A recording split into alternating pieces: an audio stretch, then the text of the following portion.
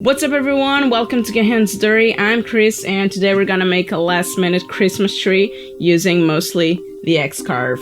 But you can still do the project using a jigsaw or even a handsaw. Let's do it!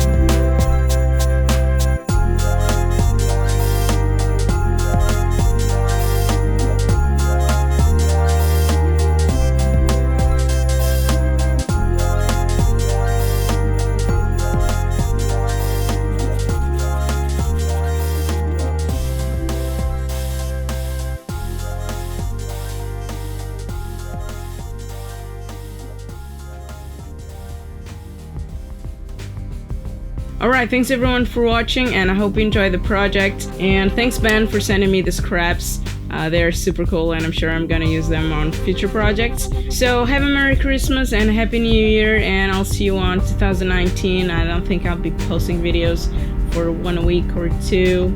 because you know there's gonna be a lot of stuff going on, and I need to work really hard on the kitchen for the tiny apartment. So thanks for watching, and I'll catch you later.